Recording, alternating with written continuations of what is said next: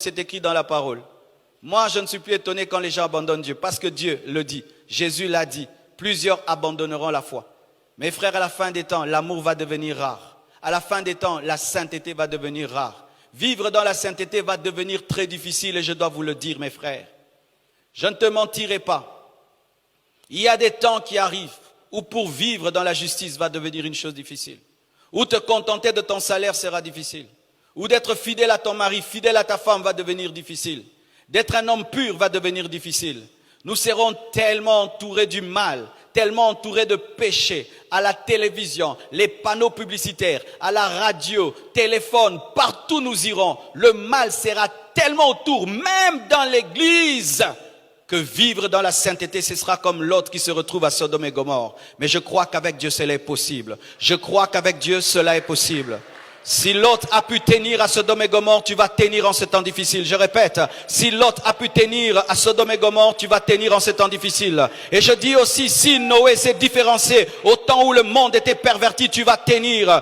Nous allons tenir, mais nous ne sommes pas étonnés lorsqu'il y a l'abomination. Nous ne sommes pas étonnés lorsqu'il y a l'apostasie. Nous ne sommes pas étonnés lorsque nous voyons quelqu'un qui hier a dit être chrétien et aujourd'hui devient sataniste. Ou hier quelqu'un prêchait la sainteté, aujourd'hui il prêche le contraire. Nous ne sommes pas étonnés, mais toi sois différent, sois différent, sois différent, sois différent, sois différent. Et sache qu'il y aura beaucoup de faux prophètes et de faux docteurs. Vous allez remarquer que la Bible ne dit pas des faux pasteurs et des faux apôtres. Il y aura des faux apôtres, il y aura des faux évangélistes, il y aura des faux pasteurs. Mais pourquoi la Bible insiste sur les faux prophètes et sur les faux docteurs? Parce que ce sont les deux ministères importants au temps de la fin, mais qui seront attaqués également par le diable. Pourquoi? Le prophète est la voix de Dieu et le docteur explique la parole de Dieu. Il voudra que les gens aient une mauvaise connaissance de la parole et puissent avoir une fausse voix de Dieu. C'est pourquoi il faut des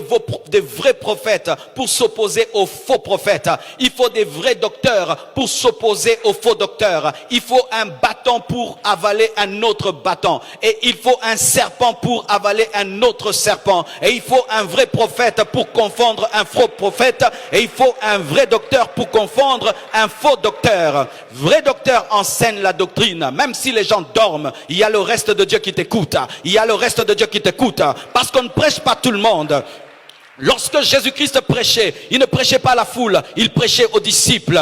Prêche la parole, même si certains dorment, explique la doctrine. Donne au peuple la doctrine, car c'est celui qui a la révélation de la sainte doctrine qui peut maîtriser les fausses doctrines. L'Église doit être enseignée sur ce qui est vrai et sur ce qui est faux, car bientôt des doctrines vont paraître inimaginables, où il faut prier les anges, où il faut avoir ton ange, il faut parler à ton ange, où il faut connaître le nom de ton ange. Je n'ai pas besoin du nom de mon ange, je n'ai pas besoin de connaître mon ange, j'ai besoin de connaître Jésus-Christ, j'ai besoin de connaître Jésus-Christ.